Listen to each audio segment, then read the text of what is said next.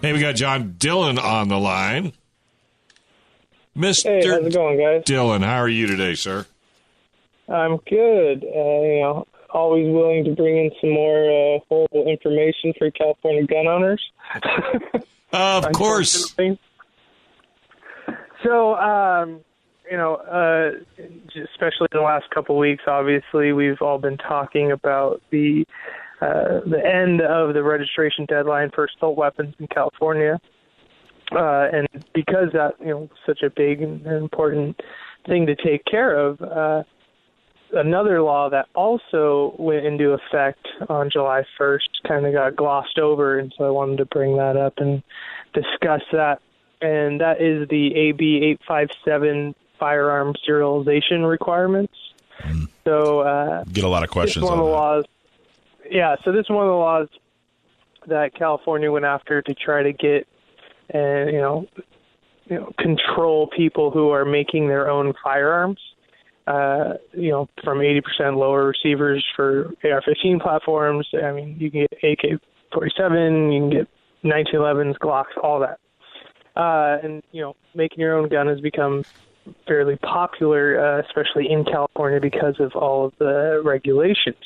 So, on July 1st, 2018, with the deadline, now if you are going to make a firearm in California, you have to first apply to the DOJ in order to get a DOJ-issued serial number.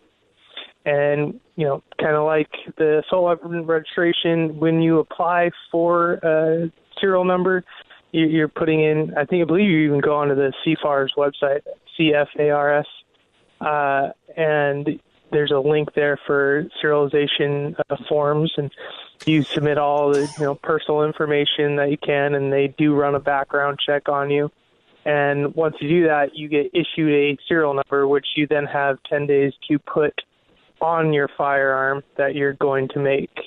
And then once you make that, you then have to take photographs of the firearm with serialization on it and send it back to the DOJ. So that went into effect July 1st. So, anyone who's planning on making a firearm know that, it's now the law to request a serial number.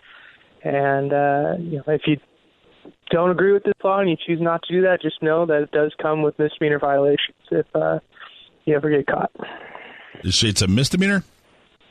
Yeah, for making a firearm without giving proper serial numbers. That's so weird what they decide is a misdemeanor and what's a felony. I mean, some magazine violations are felonies, some are misdemeanors, some assault weapon, all assault weapons are, it seems like, are felonies. But then no serials. Any insight on that? Why? What makes them decide what's a felony and what's a misdemeanor? I do not know how they go about doing it their way. Every time they throw in a new law, it seems like they just, throw numbers in a hat and figure out, is it going to be a misdemeanor or a felony this time? I know. I'm always trying to. People are always trying to make. Not really sure. We're always trying to make sense of the decisions that are made up in. Good Sacramento. luck with that one. They purposely keep us on edge. I mean, they purposely keep it this way so that we don't figure out what they're doing. Yeah, and there's a lot of confusion. There was a lot of confusion with the assault weapon registration. There's a ton of confusion with the serialization requirements. And, people are discussing that if you already engraved a serial number on your firearm, a firearm that you'd built in the past before July 1st, according to how the law is written, that should exempt you from having to apply to get a DOJ-issued serial number. But the law is still requiring people to register any and all home-built firearms by January 1st, 2019. Wow, interesting. So if you want to build, say, if you go out and buy an 80%, a block of metal today, and what's the process? What exactly does a person have to do? Yeah, before you even touch that 80% lower, before you start milling it out, you are supposed to apply on the DOJ website for a serial number. You will then get a response back from DOJ after they've done a background check on you. and they will send you a serial number, and then you have to take that serial number and get it engraved onto your firearm. Is there a time limit, or can you have? I believe it's 10 days. 10 days. So I go out and buy a hunk of metal today. Tomorrow I go on the DOJ website and apply for a serial number, and then I'm assuming that takes, we probably don't, do we know how long that would take? Yeah, honestly, I haven't had anyone contact my office yet, kind of explaining that they've done this, and they haven't gotten a response from the DOJ yet. I'm waiting to hear back and see what the response time is from the DOJ on issuing these serial numbers, but I'm just going to guess and say that's probably going to be a slow process. Nothing the DOJ does is very quick anyway. I got a quick question. So when you buy that block of metal, then how does the DOJ know it was sold to you, other than you reporting it? Again, this is the big issue with this law is that if I'm a criminal and I'm prohibited, let's say I'm a felon and I know I can't go and buy a gun, so I'm going to go buy an 80% lower, and I plan to mill it out and use it in a crime.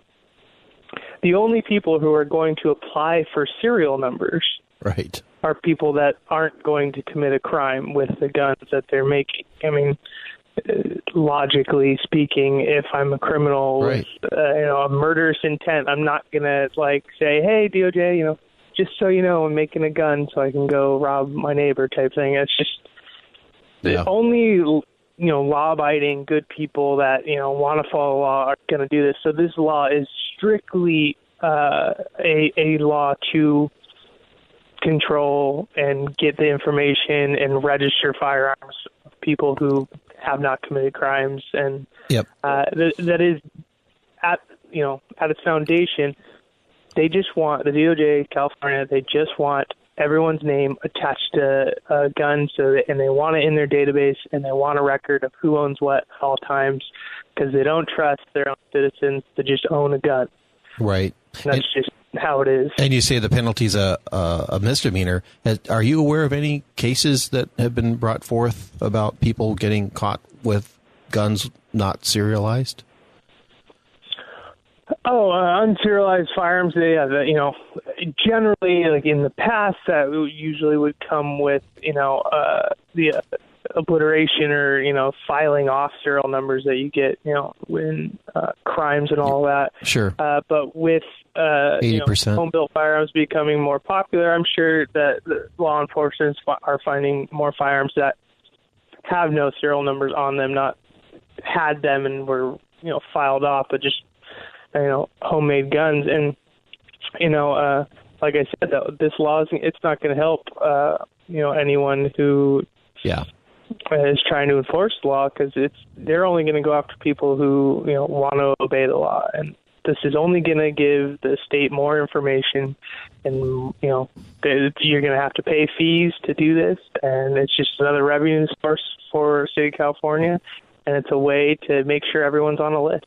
So once you, back to the process, once you get your number back, with who knows how long that'll take, and then you have 10 days to go get it engraved onto the receiver. Mm-hmm. And then what? Are you done, or do you have to? When you mill it, when you mill out the firearm and everything, you according to AB 857, the person shall notify the department of the fact and of that fact, and in a manner and within the time period specified by the department, and with sufficient information to identify the owner of the firearm, the unique serial number or mark of identification. So they go down the list. Basically, you notify the DOJ, and they require pictures of the firearm. So you got to take a picture of your gun, just like with the assault weapon registration, how I think they required 4 different photographs, both sides of the whole firearm, then close-ups of the serial numbers and all the information. They're likely going to require the same exact thing when it comes to home-built firearms.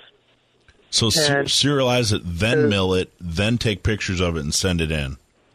Yeah. Wow. So you got to do all that, and you got to remember, when you're building these things, depending on what platform you're using, you got to make sure whatever you're building is in and of itself compliant. and legal, and you can't be making anything that would, meet the definition of an assault weapon. You can't be, making illegal handguns. You can't. This is something that we can go on, and I think the CRPA and Michelle Associates just did a webinar on this where they discussed AB 857. I'd encourage anyone that's even considering this to review that, because you got to get a lot of information if you're going to go down this road. California has now made it very difficult to do this without running afoul. Like it's easy to miss the technical, aspect of how to do this process and what you can and can't make, and then you can get yourself in trouble.